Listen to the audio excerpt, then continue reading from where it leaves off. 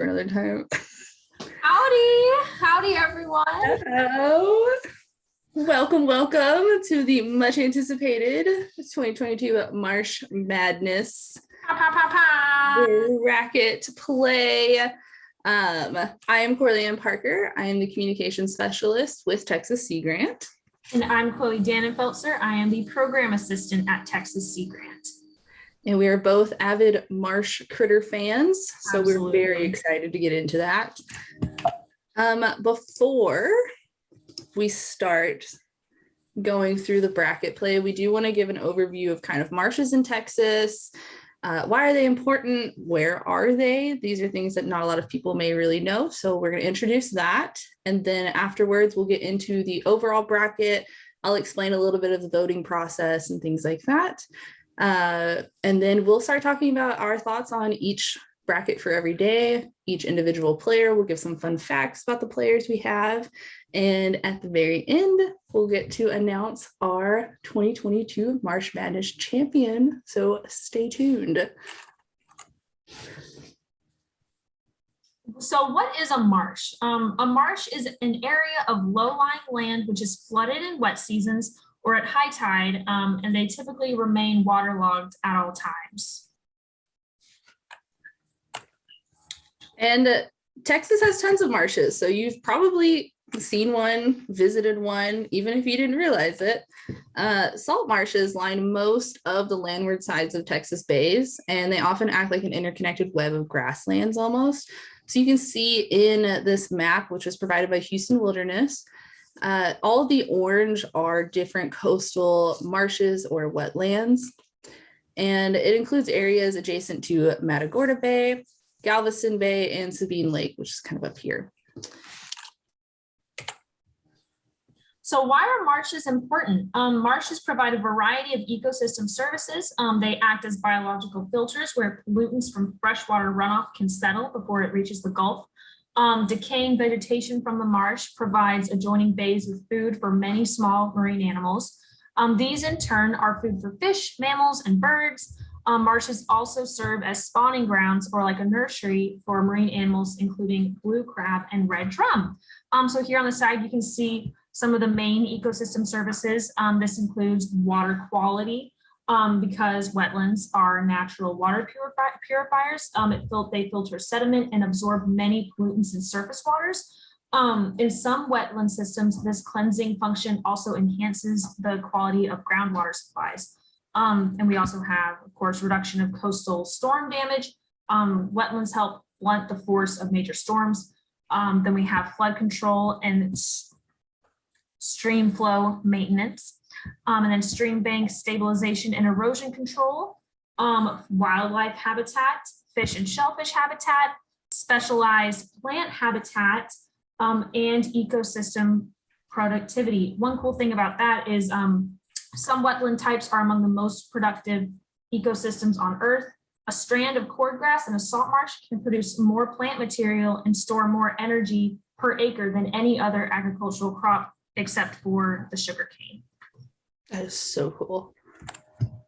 And before we get into our bracket play and all of our commentary we have for y'all, we just want to give a quick shout out to Texas Sea Grant's involvement with marshes. We have quite a few research projects that focus on marshes and wetlands, specifically Dr. Anna Armitage, who's pictured here in the grass. She focuses on research with marshes and mangroves in Texas marshes.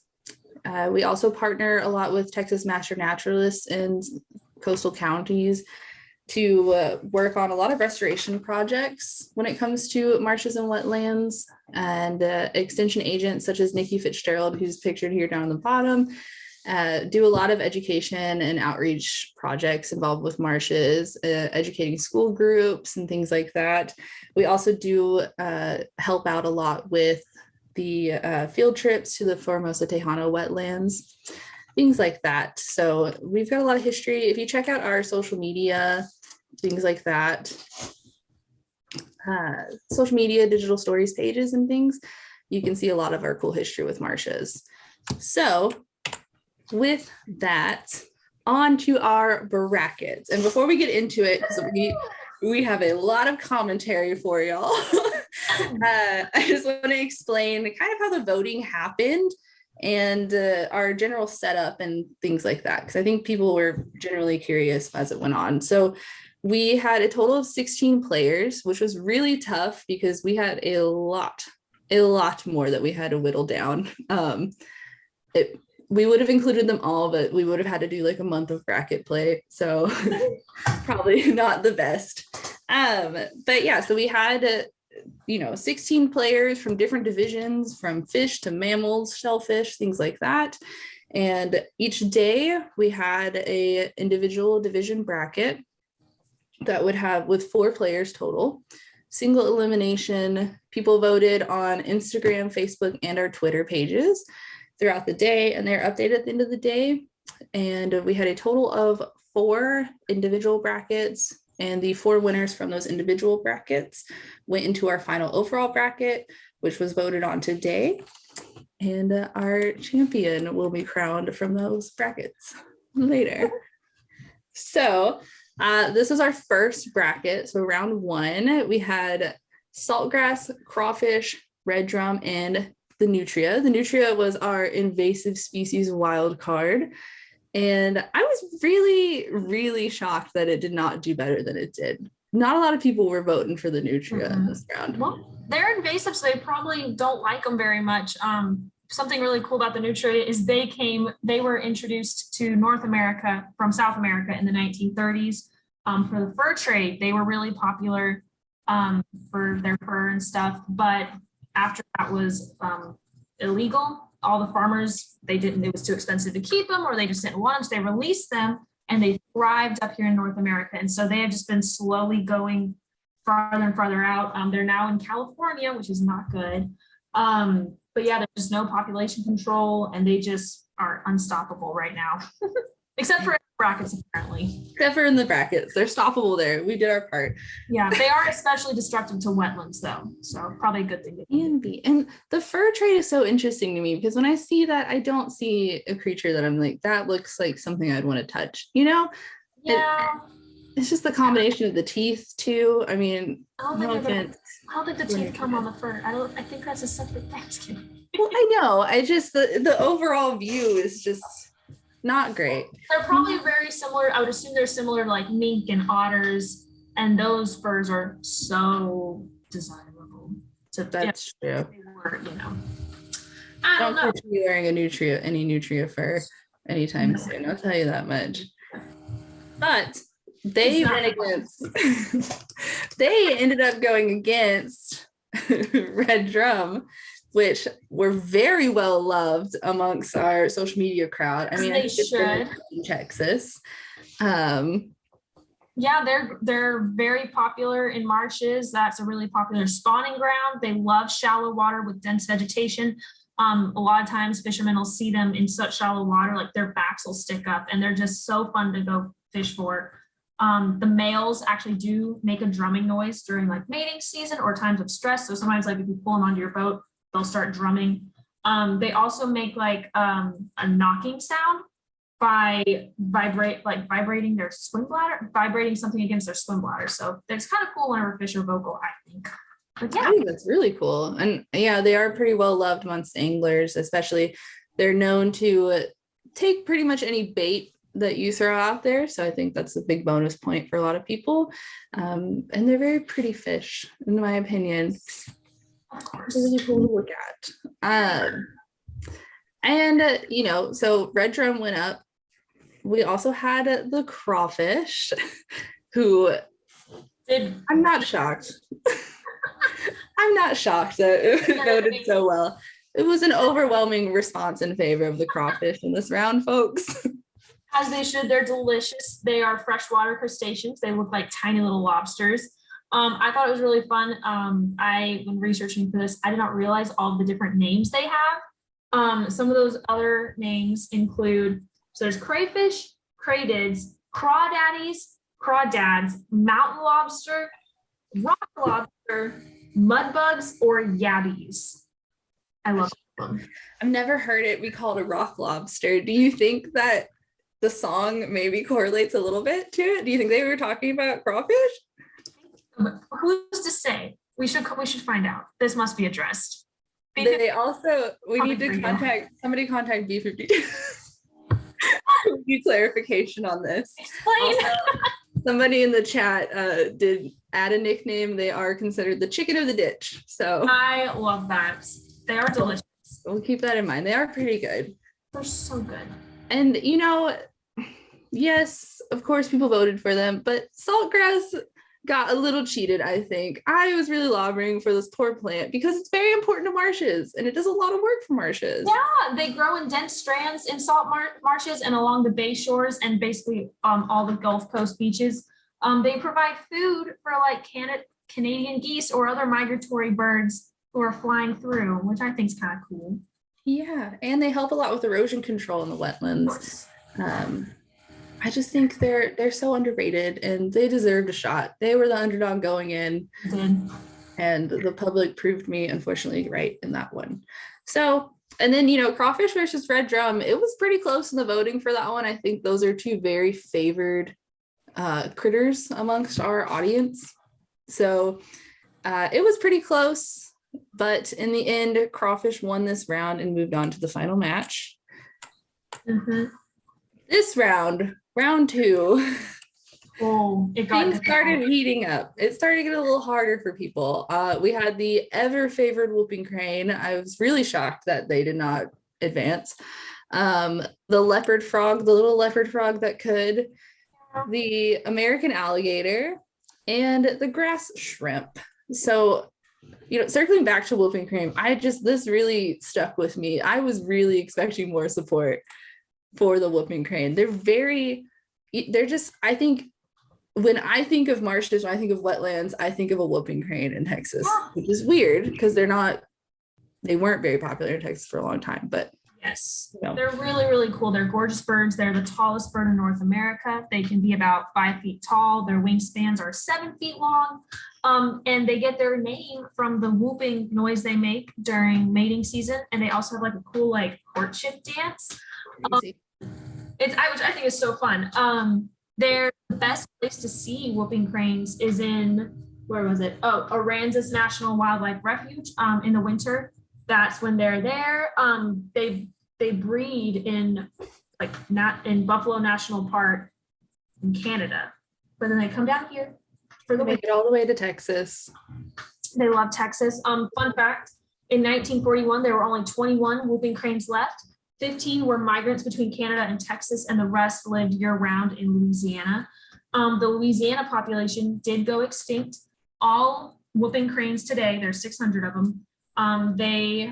There's like 440 in the wild and 160 in captivity. They're all descended from the small flock that breeds in Texas and flies up to Canada. So I guess I got my first fact wrong. Wow. That's still really impressive. That is really cool. The only self-sustaining population of whooping cranes is the naturally occurring flock that migrates between Canada and Texas. 3 reintroduced populations exist with the help of captive breeding programs. One of these is a migratory population. The researchers used an ultralight aircraft to teach the young cranes how to migrate, which they migrate between Wisconsin and Florida, this specific population, which I think is so cool. I think that's so sweet that they basically taught them. Could you imagine that being your job description? You're like, I'm teaching whooping cranes how to migrate. Yeah, no biggie. No big deal. None at all. Well, they did not fly forward in this bracket, unfortunately.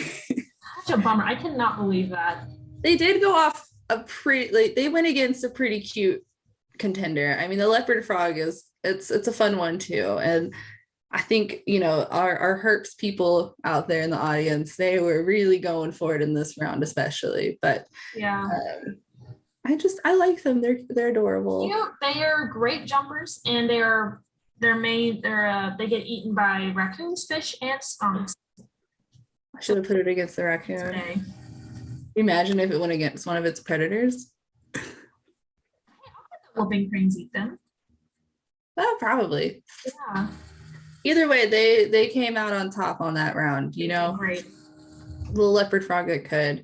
And then, our other pairing in this round, the American alligator, again, it was one of those that pretty much everybody was voting for. Not a lot of people went for the grass shrimp, which I voted for the alligator. I'll be honest. Full disclosure. You know, they're just really neat. They're neat creatures, and I think they get a bad rep. You know, They're like dinosaurs. They're so cool. they are. I love them. They almost went extinct as well. But now there's over 1 million of them around the world. The main threat to alligators is habitat destruction, which includes draining and developing on wetlands. So that's kind of a bummer. That is a bummer. I know my favorite fun fact about the alligators, I think it's their fourth tooth. They have like a specially designed pocket in their mouth for their fourth tooth. I love that. Is so cool. But you can't see it. My favorite fact is that how nest temperatures can determine whether the nest will be like all females or all males. Basically, if the temperature is between 86 and 93 degrees, it'll have both male and female offspring. If the temperature goes above 93 degrees, they'll all be males. And if they're under 86 degrees, it'll all be female. So I guess for this one, it would be hot dudes, cool chicks. That's how we opposite of sea turtles. Yeah. Ooh, we have a cool fact in the chat from Nicole. Yeah. 40% of an alligator's sort of the summer. Wait, 40% of an alligator's diet is turtles. That is so cool. That is really cool. Interesting. 40%. That's impressive. That is impressive. Love it. Pit them against the turtles then. Yeah. And there's so many cool things about the alligator, and but not to totally diss the grass shrimp. It's a cool creature. You know, it's there. It's neat. It does its thing, but it wasn't, compared to it was up against a big contender. It's an important thing. It's bottom of the food chain. So they tried. They really gave it their all. They were definitely the underdog of the bracket. And that's okay. They stayed there, but that's okay. That's okay. Let's see. This bracket, moving on to round 3. I was invested in this. I was hardcore lost. So was half of the Texas coastal population on Instagram and Twitter. I have, for anyone in the audience who doesn't know, as the communication specialist, I am one of the 3 Oz's essentially behind the social media. So if you were messaging me asking for recounts on this bracket, if you were messaging Texas Sea Grant saying the spoonbill got robbed, you were messaging me, and there were a lot of them. I mean, here's the thing. Here's where things get a little dicey for me. Is the spoonbill aesthetically pleasing? Yes, to an extent. Because I think if you look at that bird's head and its eyes, no, immediately no for me. Exactly. Versus the little terrapin guy. Of course. I will say something I learned. Spoonbills, they lose their little top head feathers as they get older, just like humans. So they bald? Maybe a baby one would be cuter. I don't know. I don't understand. If we could just cover up a big chunk of its head, the feathers, great. I don't know. It is beautiful, and it does, It's the American flamingo, or the American. I mean, because like flamingos, they get their pink color from eating shrimp and crustaceans. True. Do you know what the spoonbill? Does they get their color from the same thing? Yes, exactly. That is, yes. What's the specific term? Basically, they get their pink coloration from the foods they eat. So crustaceans and aquatic invertebrates, they contain pigments called carotenoids, and it helps turn their feathers pink. Just like very, very, very pretty hue. Very pleasing. I will say, flamingos look like brooms. Well, I'm sorry, no offense, spoonbill, but they don't look much better either. When flying, it's not as awkward as a whole 3-foot long thing in front of wings. Just fair enough. Well, people really, really wanted the spoonbill to go forward. And let me tell you, this came down to a matter of 1 vote. It was not an overwhelming thing. But Mhm. we did get our friend the Diamondback terrapin. Woo! Terrapins are so cool. I had so much fun learning about this little guy. Terrapins, so basically turtles can live in fresher marine waters and tortoises live on dry land, but terrapins live in brackish water. So of wetlands or coastal environments. They're able to deal with the salt in the water because they have salt glands near their eyes that flush out extra salt in their bodies. Basically like sea turtles. However, unlike sea turtles, they have to have access to fresh water for drinking. So they can go out into the sea, but they have to be able to go back with it. They can't handle that much salt. But in the wintertime, they'll bury themselves in the mud and they'll hibernate until spring. Oh, so be careful where you're stepping in a marsh. You don't want to step on top of a terrapin. Oh, wait, what is it you said they look like? They look like dragon fruit to They me. do. Like their skin just looks a little dragon fruitish. I know that I think, you know, males and females have different amounts of spots on them. But I mean, especially in this picture, this little guy looks just like happy little dragon fruit. And their shell, that's where part of their name gets from. The diamondback is because on their shell, the rings look diamond in shape, and so diamondback. And yeah, this little guy, he's a staff favorite. You know, I think that's really what pushed him forward a lot, is that a lot of folks that were voting said, okay, fine, I do like the turtles. We love the turtles. And you know, in the bottom bracket, we had a very interesting pairing. We had our first from the mammals division, that's not a wild card, would be the raccoon, the common raccoon. And then we had from the shellfish division, we had the blue crab, which is a Texas favorite in my opinion. But let me tell you, this one, again, overwhelming. Everybody wanted the raccoon to advance. They're just so cute. They're like little. They're very cute. Oh yeah.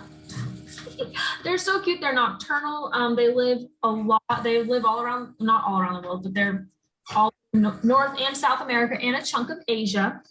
In wooded cities, in wooded areas and cities. I love this fact. A group of raccoons is called a nursery. How cute is that? It is very cute. Really cute. They're excellent swimmers. They hunt for fish, frogs, and crayfish. They also eat fruit, nuts, and bugs, eggs, and plants, and stuff like that. And this is kind of interesting. I don't remember the exact, I would probably butcher the pronunciation, but like the word raccoon comes from the native Powhatan term meaning animal that scratches with its hands. And whatever they're called in Asia also refers to like something about hands, like the hands are the big deal here, which I think is so cute. They do have very dexterous hands. That's how they get into people's trash. They've been known to break into campsites for food.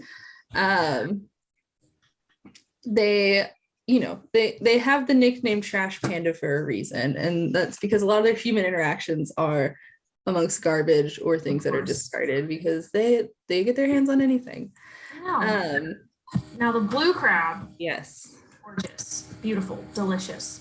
Really pretty. I've never eaten a blue crab before. I still have to check that off my list. Oh, gotta do it, girl. One fun thing about them is you can tell the males from the female because the females, if they're mature, one of their claws will get reddish orange and much bigger. So this little guy could be a little dude. Maybe. I'm gonna bank on that one. He's a little dude.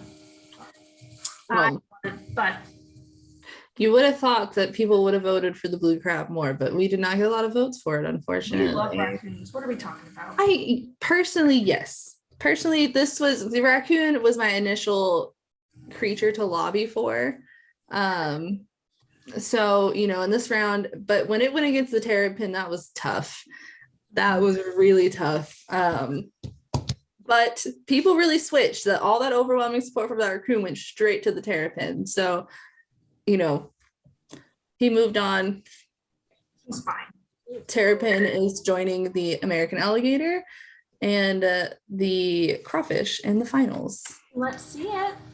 And then this is our last individual bracket before the final overall. So this one had quite the variety on it. We had the hermit crab, the killifish, which is also known as more commonly known as a bull minnow, the river otter, and the Gulf salt marsh snake. So I actually, out of this bracket, I really liked the snake. And, you know, there's just so many cool things about the salt marsh snake. And a lot of people, they're kind of hard to find. A lot of people confuse them for a venomous counterpart. Oftentimes they're confused for copperheads. But these little guys are not venomous. They're just out living their best life in the marsh. Just having a good time. Having a good time. Do you have any other fun facts about them? Yes, I do. Sorry. I have a few. So they have they don't have salt glands to help get rid of salt. So it has to be very careful not to drink salt water. It gets its moisture from rainfall and from the animals that it eats, which probably is kind of tough living in a salt marsh. But they are nocturnal, so they can avoid predators, and they often hide in shoreline debris and in crab burrows or in the mud or sand. So that's kind of cool. I love that they have to watch their diet, their salt intake. Poor guys, just trying to live their life. That's okay. And this guy went against the otter, which who doesn't love an otter, unfortunately. Love otters. They're very cute. They're so cute, and they had so for the last century, they have been a rare sight in Texas. There was some of them in East Texas, but due to overhunting and stuff like that, they just were not. They at one point originally had been all throughout Texas, but because of hunting, they were just in East Texas. But in the last decade, they've just done great. You can see them everywhere. Someone at TPWD says they're pretty much in every Texas waterway. And they can even be found in the Buffalo Bayou in downtown Houston. People have seen little young otters playing there. How fun is that? That is so cool. Look at the otters with the comeback. I know. I love it. They're just so cute. They are very cute. And I think it's really precious that river otters, their favorite pastime has been documented to be building a ramp on a steep slope in a riverbank and sliding down it on their backs, face first, with their little paws tucked like this on their chest, like they're going down a water slide. I think that's so funny that's like their favorite pastime, apparently. I love it. That's so cute. So cute. Everybody, who doesn't like an otter over a snake? Honestly, it was a tough match for the snake, but the otter did move on in that match. Now the hermit crab and the killifish. The hermit crab, I was hoping was going to be more popular. I figured people would have fun. A little more. Their sizes range from a fraction of an inch to the size of a coconut. How fun is that? The biggest hermit crab I've ever seen was this big. Biggest hermit crab I've ever seen is like this big. I've never seen one that big. I was in Trinidad, to be fair, but and it was nighttime everywhere. I was on the coast of Port Aransas. Oh my gosh, hermit crabs are too much fun. Their front half is covered with a hard exoskeleton, like the part we see right here in the picture. But their back half is a softer exoskeleton, and it's like adapts to like curl inside whatever shell it's in. I think that's so cute. I agree.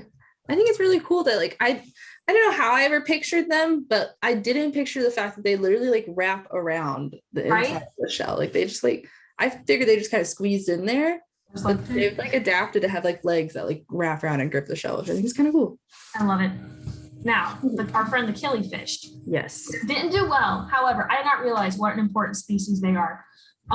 They are used to study the impacts of the Deepwater Horizon oil spill, which I think is so interesting. They're used to test the effects of oil and oil dispersants and the physiology of marine species affected by these substances.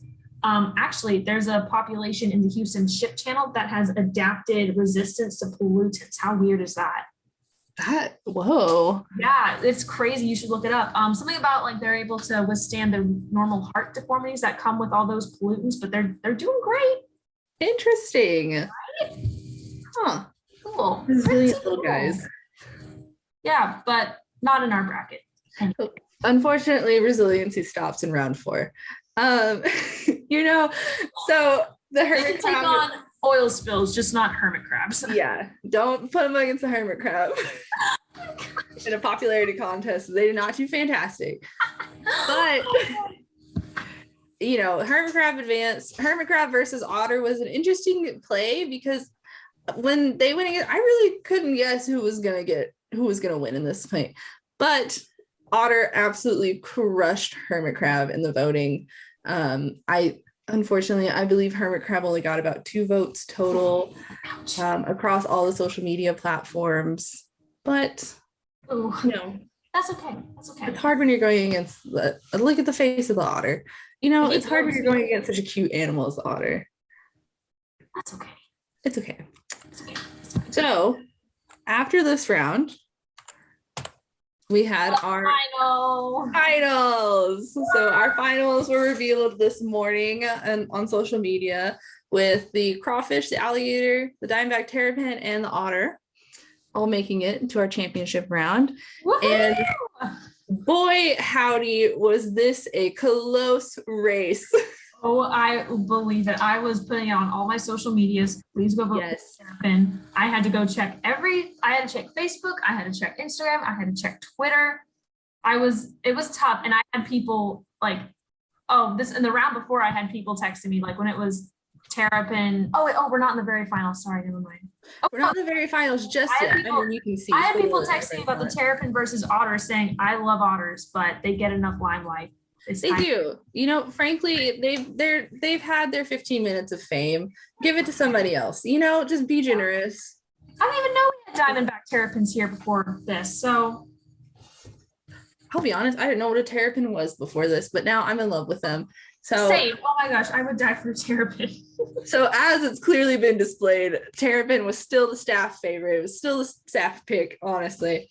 But man, the otters gave the terrapins a run for their money in this match because it was neck and neck there. And I'm saying literally one vote at a minute before the voting closed on the polls for that terrapin got it through to the finals because it was close. I wouldn't have known what to do if we had to call a tie on them, honestly. I don't know. Foot race. Foot race between an otter and a terrapin. Call up the zoo. Are they fast? Did we talk about that? Are they quick? They're not fast, but not faster than an otter. I mean, I don't know their exact miles. I don't know. Well, it depends. On land, foot race on land, because otters are very awkward on land. Their bodies are literally built. They got the weasel in them. They can go. No, their bodies are like built for the water. Like, their legs are so short and like they have a little. Haven't you seen them chase butterflies? They go. I guess. My money, if it's land, I still think my money would be on a terrapin. You know, and that's okay. You could be right. I would love to see it. I love an underdog story. I love a good underdog story. Oh. And look, it played out on this guy. The diamondback terrapin made it to the finals. I love it. Crawfish and alligator, same thing. Very close race. And crawfish ended up prevailing over alligator, which I was actually pretty surprised about. I was honestly expecting alligator to get to the finals, final. But no, crawfish, we made it. Mm-hmm. And just before this chat, we counted votes. Drum roll. Our 2022 Marsh Madness champion is the Diamondback Terrapin. Yay! And it was mostly, honestly, due to Twitter. Twitter really came through for the Terrapin. We had a lot of support. I mean, if it hadn't have been for Twitter, our Texas Cedar instructor, Dr. Pamela Potkin, shout out to her because she wanted this terrapin, she wanted this turtle to win. And so she tweeted that we need help voting. And as soon as she let that tweet out, it just skyrocketed for the terrapin. So many thanks, Dr. Plotkin. You really helped this guy get to the championship. You should be in his acceptance speech, I hope. Oh, yes, absolutely. But it was, guys, this bracket was just so much fun. So fun. Thank you, everybody who voted, who helped out, who ran their own campaigns for each guy. I mean, it just worked out great. And we have our champion this year. Hopefully, we'll an unsung hero. Yes. I, again, never heard of Dannenfelser terrapins before. I mean, I guess I'd heard of them, but never taken the chance to get to know them, and they're so cute. Gosh, what a Cinderella story this was. You know? Oh my gosh. It's amazing. But yes. Anyways, thank you. That's it. That's our Marsh Madness. What a way to end the week. Woo! Woo! Ooh, thank you everybody that voted. Thank you everybody that came to our chat. Yes, thank you so much. And have a great weekend. Bye, everybody.